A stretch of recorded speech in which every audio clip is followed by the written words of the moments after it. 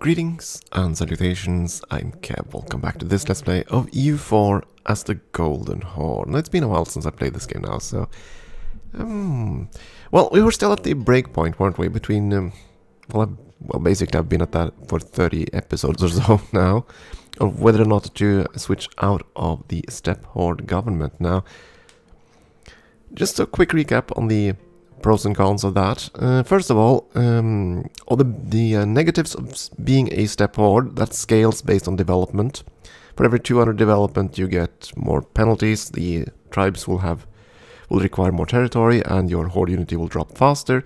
That caps at a 1,000 development. We've long since passed that, so I won't get any more negative stuffs from that side. I'm still going to be very vulnerable when it comes to tribal succession crises. Those are going to be a pain in the arse, and the tribe's estate basically owns half the country, and they have the autonomy cap at 50%, so they basically steal a huge chunk of your economy. The others, if you returned into a more standard government, those estates would require much less land, and they would also have a much lower autonomy floor, and they'd be more useful, because they have stronger benefits. At least certainly for us now. Just raising more cavalry doesn't matter to us because we can't afford it. And that's the thing that really holds us back right now, the economy. That's why our army is fairly small, all things considered. So I think switching is still better. Of course, we are going to lose. One thing I really miss about... One thing I'm really going to miss is that we're going to miss or get rid of our CB. Because the steppe horde CB is fantastic. 75% aggressive expansion for all conquests. You can conquer everything. You don't even need to fabricate claims. It's super easy, super fun, super useful, and flexible. But ultimately, that's the big thing we're gonna give up if we go into an ICTA government, because that's the first step, unfortunately. And ICTAs are pretty damn bad. On the bright side, for just 200 admin points, we can upgrade from ICTA to a administrative monarchy, I believe. And at that point, that's fine. Administrative monarchy onwards is okay, and that's probably where we want to be, well, as we enter the age of absolutism, which is going to be in 20 years. Actually, I hadn't thought about that, now that I think about it. Absolutism and steppe horde governments. I'm not sure how horde governments work with absolutism. Can we see that? Of course not. The values don't even show until you turn... until we reach the age. That's annoying. I'm kind of gonna assume that a steppe horde can't have a high degree of absolutism. Simply because of its inherent... distributed nature, so to speak, with all the nomad clans. I don't know. Honestly don't know. I should have checked that on the wiki before I started. Anyways, that's pretty much the choice. So we could just stay a horde right now and just keep conquering slowly, and well, we'd still have to have a much smaller government, simply because of our poor economy. Or I could just go completely bananas and flip around, and if I want to do that, I have to do that now, because right now things are stable. We have a good admin monarchs, a good line of succession, we even have a calm leader, so it's the ideal time for it. The only thing that would be better if we got an artist, but that's not going to be necessary. We only have to raise one stability point to actually start the whole mess, even though we're going to lose a ton of stability. -5 stability. Ouch. So it's gonna take like a couple of decades probably to stabilize everything, which is fine, because then we're gonna have the whole lovely absolutism age to kick in. We can deal with that. We also have some aggressive expansion to burn, at least in this region, so that's okay. And of course we are working towards a new idea group. If we can get Deus Vult and the new CB, that's going to largely replace the Horde CB for us. So What's the benefit for the... what are the policies? Culture conversion cost isn't really going to do much for us. And... Witchcraft Act, nah, that's not really good either. So the policies aren't really a good reason to rush that one. Influence, I do want to rush because of the diplomatic annexation costs reduction. We need that so we can just eat up Perm and Ryza and Yaroslav and finalize this. We could even switch over and become Russia, I think. We have to culture flip first. But I do believe we can become Russia. I don't know if we could be Russia if we are still a horde. I don't know.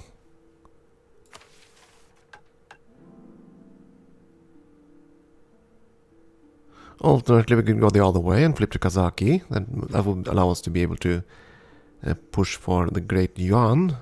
But I don't think I want to do that as the Golden Horde. I think I would rather try to do something like that if we were going to play, say, the Mongols someday.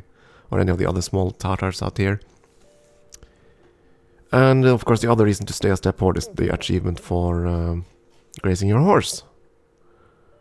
But I think I'd rather do that as Manchu. I have a much better reason to do that as Manchu with their unique units. So yeah, that's pretty much where we are. I think I'm going so I think I'm going to try to reform and become a more stable government. Of course, the other reason is to upgrade your units.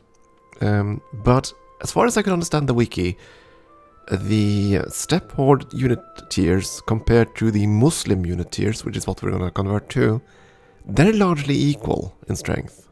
In fact, the Muslim ones are actually going to be a bit weaker for a while longer. So there's that. But of course, changing your army from a mostly steppe horse army into a more conventional one with frontline infantry, that's going to reduce the cost of your army. And ultimately, it's going to be a better army, so I think. At least as time goes on, because of course cavalry loses their oomph, and we will pretty much run out of territory to fight in, because we need to fight in flat terrain, and there isn't all that much left of that in our immediate area. I mean, there's a bit of northern Timurids, but then there are all mountains. And of course there's a fair bit up in northern Ming, but then again, it's all mountains. So, yeah, we're gonna switch. We're gonna switch. So with that in mind, with that whole deliberation done, and the final decision made, how are we gonna go about this? First of all, I want to finish coring. Then we're gonna boost to 1 more stability, and then we're gonna hit the button.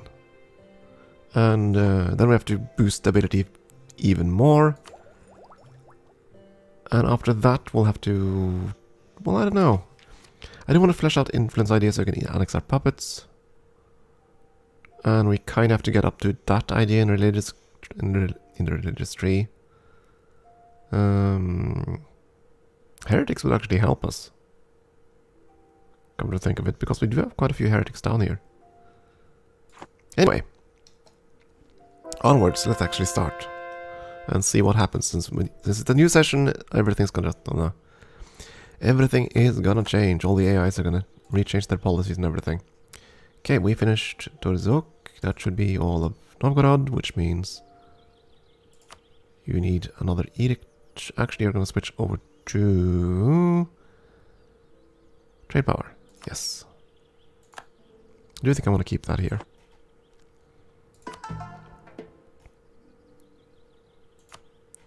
Where to convert next?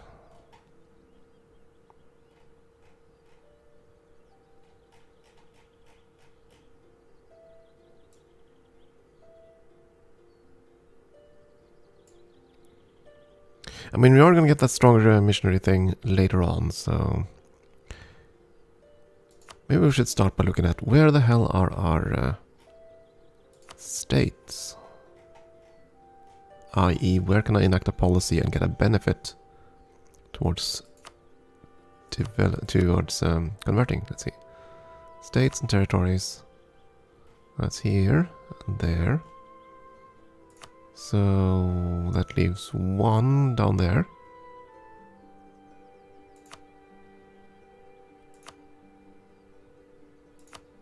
Okay, these three, that one.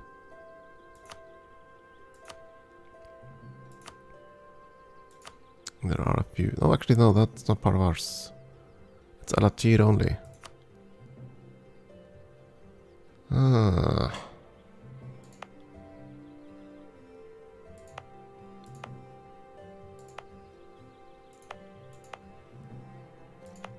Okay, fine. We'll go with South Karelia.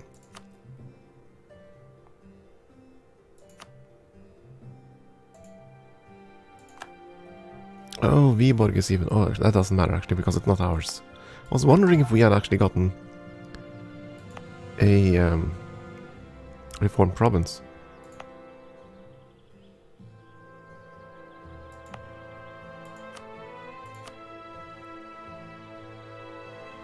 Yeah, let's start with Neva. Why is that harder to convert than the other ones?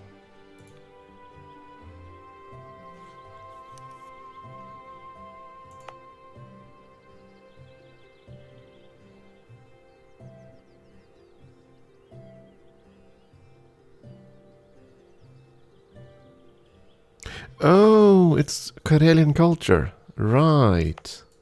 It's not Novgorodian. Novgorodian. Ah, I see. That's fine though. Convert it anyway. Let's just get that area out of the way. Ah, we have so crappy prestige too, but we're gaining quite a bit actually. Lithuania claims Pskov. Unfortunate. Karakyunlo, where are you? There you are. I need to fabricate claims on you now.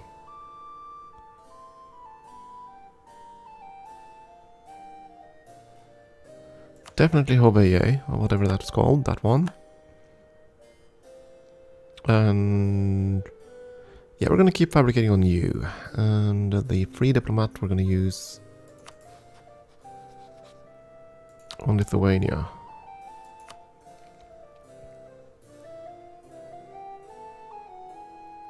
You're not allied to Poland anymore. You are going to be allied to Poland, of course, by the time I can declare war on you, but still. Let's try to fabricate a couple of claims.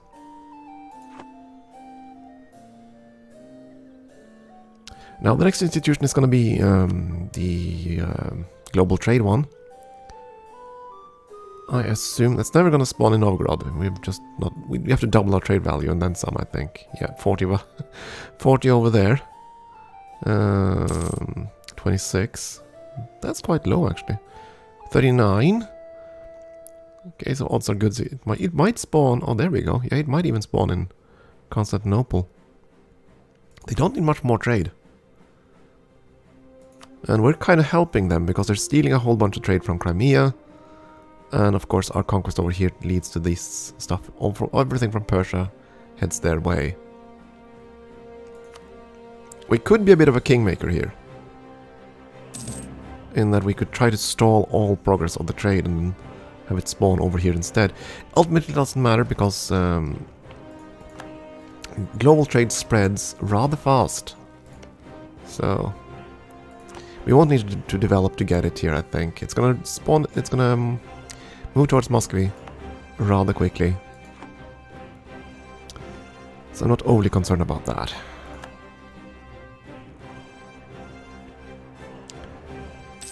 Well, we did some missions though. Create an army for a nation. That ain't gonna happen. Or is it? Or is it? Since we're gonna switch, we're gonna be using far more infantry. But that still means doubling our army. Yeah, that's gonna be expensive. Very expensive. But it is actually plausible. If I can switch around and restabilize the country. And that's the big thing, isn't it? Yeah, speaking of, if we're going to reform the government, I need to get more infantry into the armies now. Because we're not going to have the same threshold. What's going to be the new threshold? I mean, right now it's 100%. I think it's 100%.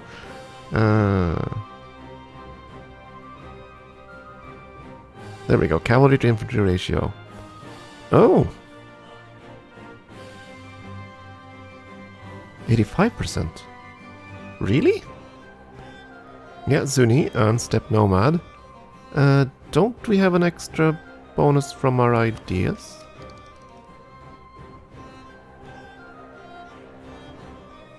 Unity... Combat ability. Oh, never mind. I thought we had done something extra even up here. Well, in that case... yeah, that's the other thing actually we made. Our cavalry has a combat ability of 30%, which is pretty darn awesome. Another reason to stay Horde, I suppose, but yeah. I wanna switch. We have more easy infantry coming up even. Steppe Musketeers. Actually, that's not gonna be our unit, is it? Because we're gonna be Muslim. Yeah. Anyway, it's currently at 85. It's gonna drop away to 60%. Right, we're gonna lose the Steppe Nomad one. Let's just quickly check. What else am I gonna lose? National manpower will go down. Almost guaranteed. Same with the force limit. So it might actually be feasible then to do that Army for a Nation thing. Looting speed, yeah, that's fine. We're gonna lose that. Movement speed, that's gonna hurt. Institution spread, that's just a bonus, of course. Reinforcement cost, yeah, that's gonna be painful. It's gonna be costing a hell of a lot more. I wish I could see Ictas. I wish I could, like, check all the other governments, but I can't. Not unless I go and check on the wiki or something. But anyway, you're pretty much settled then on your set. And your set. Yeah, all my armies already have more infantry than cavalry, so even if we lose the bonus, we're gonna be fine. We're gonna be fine. Nothing bad will happen. And I really want to integrate Ryazan so we can get rid of this offer. No!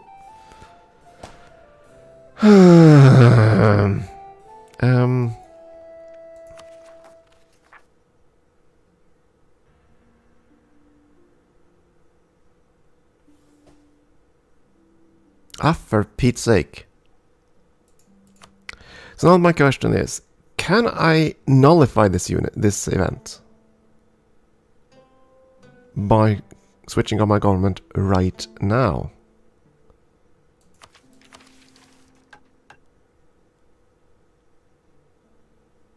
If my government type is Icta, will this event still fire?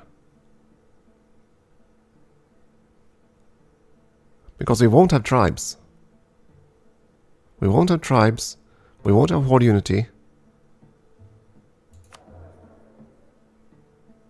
Of course, if I do that, we're gonna... Honestly, it's worth trying. Just to save the air. I forgot the tribal feud event. I remember the tribal succession crisis. I forgot there was a tribal feud too. Yet a reason to get the hell out of this government. You know what? We're gonna try it. I'm gonna see if I can sneak my way around this. So this... and reform government. Oh, this could be the end of the whole campaign, actually. But we're gonna try. I'm so scared. Okay. So now we're on Icta. And we... oh, we don't even need... wait a second, Mamlukan government. Ooh. Interesting. So since we're on Icta now, we could potentially become the Mamluks. Of course, we'd have to conquer our way down there, and that's not gonna happen.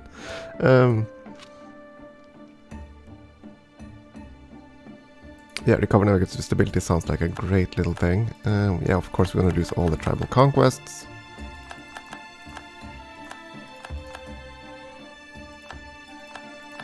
Which is fine. Reform the government. We have how much left? 400.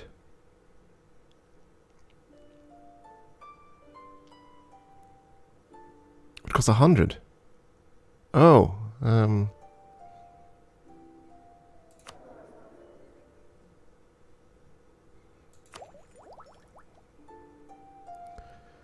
Okay, let's have a look then. First of all, Ikta.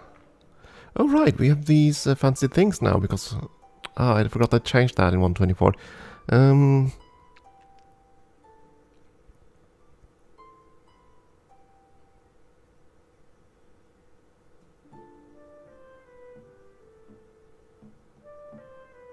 Will these benefits stay if we switch our government?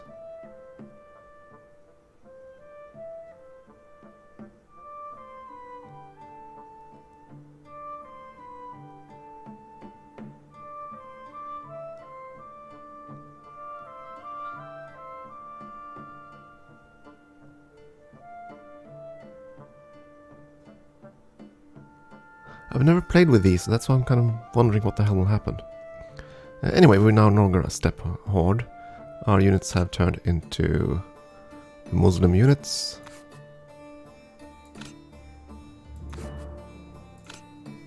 And that's fine. Wait, small iron? Do we want the small iron cannon? More morale damage, but less fire damage. You want the large cast iron, not the small one. And these unit types, that doesn't matter. There's only one that's superior, so that's fine. Ratio is 60%, which is what we were expecting. Total force limit went from 130 something to 106. So that's more manageable. Our economy changed quite a bit.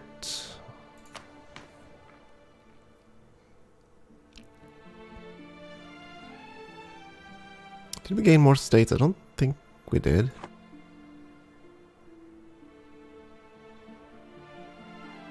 No, we did. We gained more states. Yeah, our stability is piss poor. I know.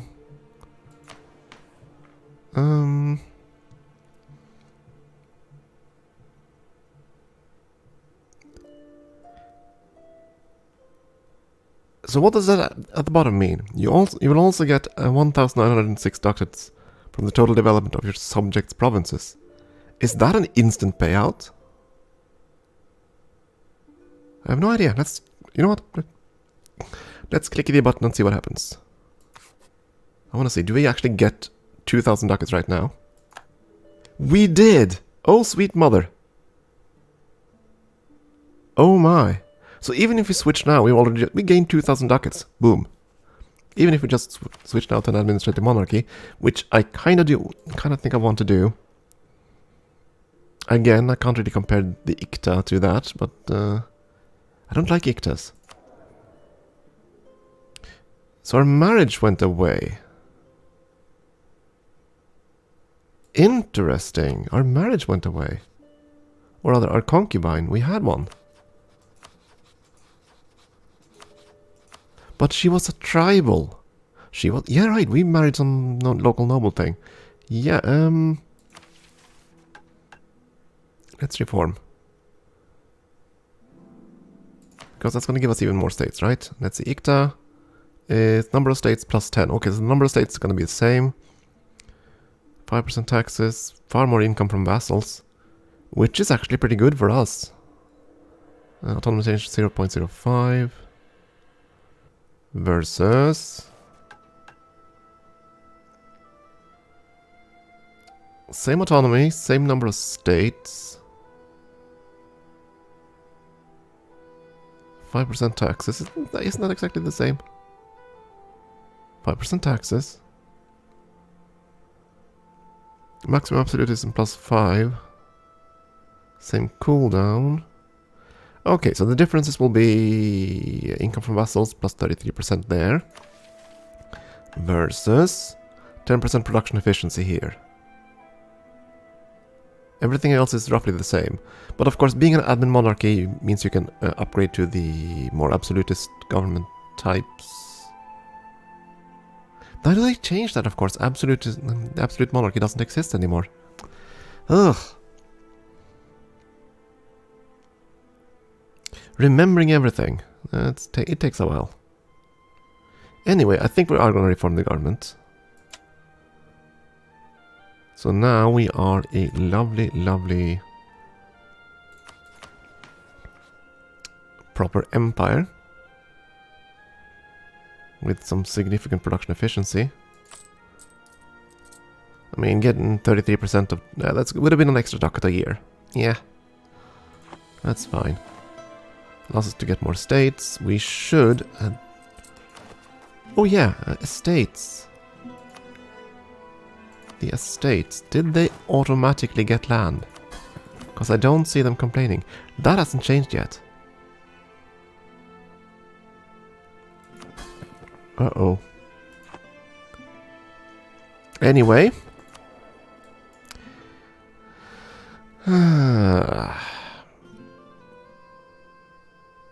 Yeah, look, it has changed. It has changed.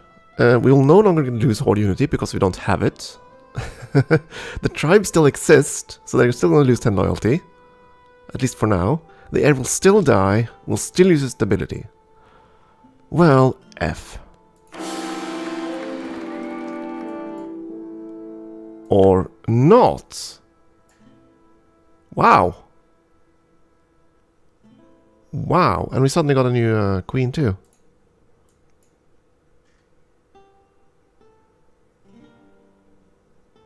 Oh dearie me, I didn't think about that. Of course, that's a side effect. Since we're no longer on the doorstep as a horde, Ming isn't gonna suffer anymore. Well, they are still gonna suffer actually, because they're not a tributary, but they're no longer a roaming horde. So they gain 2 stability and 20 mandate, but they're gonna lose that mandate pretty darn quickly. They're also at war with Guj right now. Why on earth are they at war with Guj? The Guji conquest or something. Okay, so you're fighting someone who's conquering something else. Yeah, Guj, that must have been a gloriously wise war. You're fighting everybody and their brother. Yeah.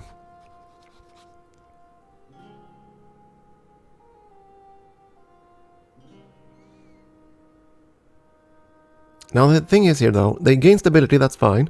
They had +3 anyway. Actually, they probably didn't have +3, but they're certainly going to get that now. And of course they got the 20 mandate already. But again, they're losing it. So, because we're not a tributary. So that's fine. So they're not going to collapse anytime soon though. But they still are fragile. This is going to go away. And they're still going to take a whole bunch of extra damage. And now the estate should flip around, right? You claim to be disloyal, but you shouldn't exist anymore. Since we are a new type of government. It might have to go across the end of the month before that changes. And I hope it doesn't just auto-distribute the estates. Anyways, we have crappy stability. Even though we're currently paying a massive overextension cost for it, do I want to wait?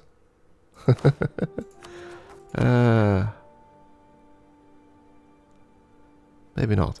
Anyways, new heir. 466. I'm okay with this then. I thought for sure we were going to get royally screwed, as usual. I wonder if we'd still been a steppe horde, would we have been getting another crap heir, as we've been getting all game? Is it tied to government? I know it's confirmation bias, but I still can't shake the feeling that the game has sort of rigged it so that if you play a inferior government, you get inferior heirs on average compared to other advanced monarchies. That's my feeling. Anyway, altogether, not too bad of a deal in total, right? We got a better heir. We spent a fair bit more in admin points and we're not really ready to boost up all the stability cost right now. We have to wait a bit. We also have the new states, which I'm not going to create right now. So we're going to have a bit of a problem with the revolts. But getting 2,000 ducats like that, wonderful. Getting a superior heir, great. And now we are no longer a horde, which of course also means this is disabled, which is fine. I wonder why it still shows though, because I don't think we can become a steppe nomad again. And this should still be active, right? Yes, because this is tied to the tag, starting as. Okay, so even if I become Russia, Even if I become Russia, we can still go do the Great Khan. Given the wording here, right? Starting as.